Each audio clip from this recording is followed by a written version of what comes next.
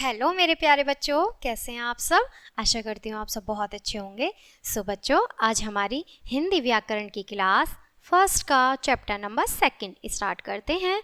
हमारे चैप्टर का नाम है बच्चों वर्ण और वर्णमाला। आज हम वर्णमाला को देखेंगे, ठीक है। वर्ण कौन से होते हैं और वर्णमाला कौन सी होती है, ठीक है। आओ मेरे साथ समझते हैं चैप्टर को अच्छे से, ठीक है। शुरू करते हैं।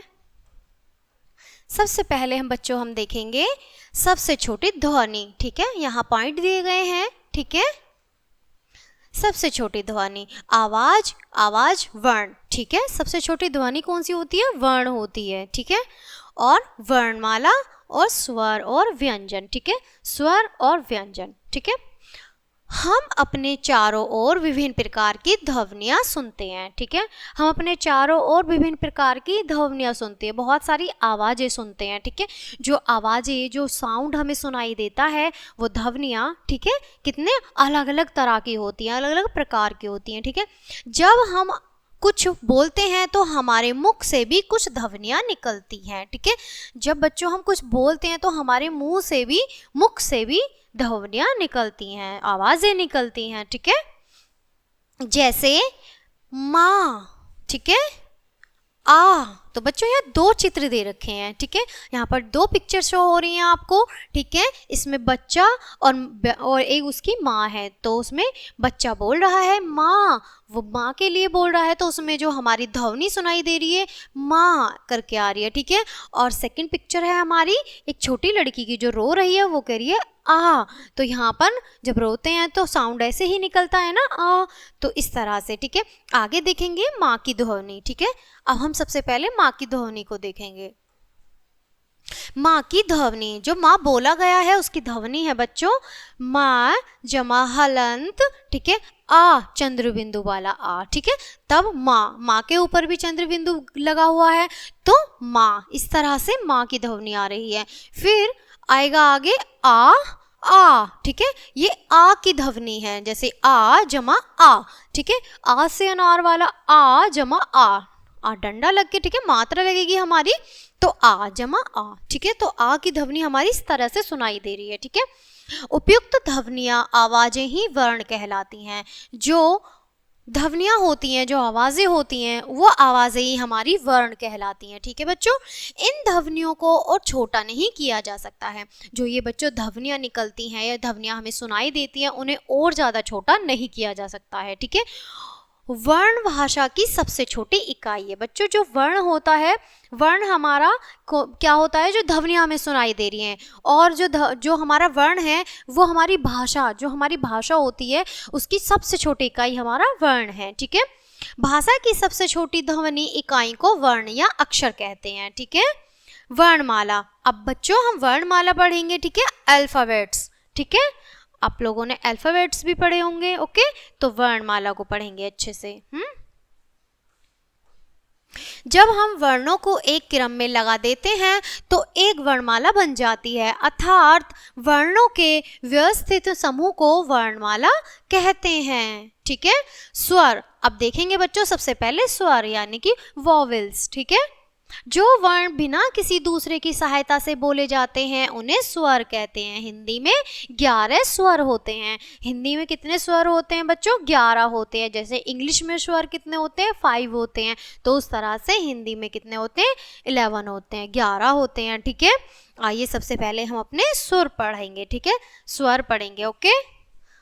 स्वर को अच्छे से मेरे साथ पढ़ेंगे।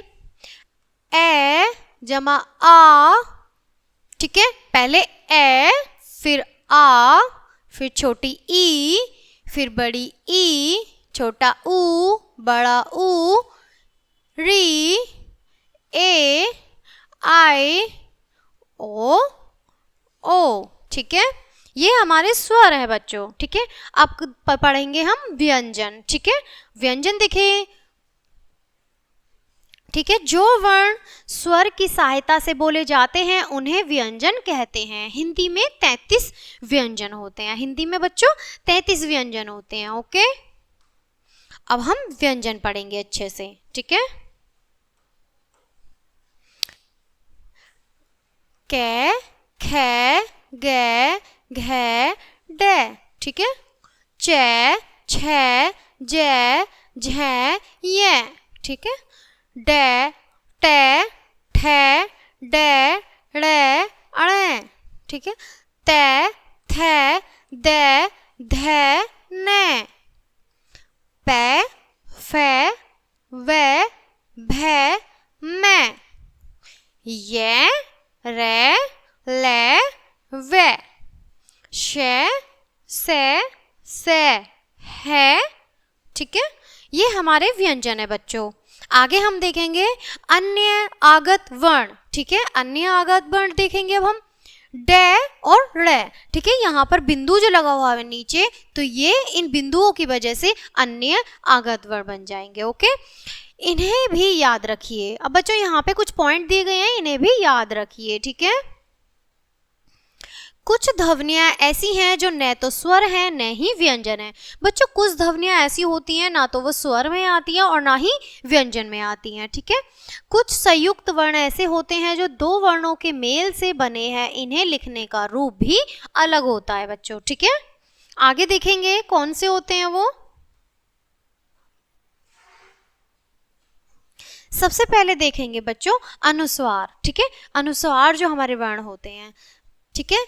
अंग, तो बच्चों ये ए है और अंग की बिंदी लगी हुई है, तो अंग, अंग से अंगूर, ठीक है। अब ये अनुशासिक वर्ण है, ठीक है। अनुशासिक वर्ण जो होगा वो होगा ए और चंद्र बिंदु, तो क्या बन जाएगा बच्चों, अंगूठी, ठीक है। विसर्ग, अब देखेंगे विसर्ग, ए और ये बन जाएगा बच्चों बिंदु, ये बिंदु आ जाएंगे विसर्ग के, ठीक है। ये विसर्ग होता है और विसर्ग लगते ही आ में बदल जाएगा, जैसे कि नमा, ठीक है। अब बच्चों संयुक्त व्यंजन की बात करेंगे। संयुक्त व्यंजन दो वर्णों के मेल से बनते हैं, ठीक है। दो वर्णों के मेल से बनेंगे, जैसे कै, हलन जमा शय, तो क्या हो जाएगा, शय बन जाएगा, और जिसके जो शय होगा वो हमारा कैसे बनेगा, कक्षा, ठीक है। तय, हलंत जमा रे, तो क्या हो जाएगा बच्चों, ये त्रय, तो क्या बन जाएगा, त्रिकोण, ठीक है। जय, हलंत जमा ये, तो क्या बन जाएगा, ये ज्ञ, तो ज्ञ से क्या हो जाएगा, ज्ञानी, ठीक है।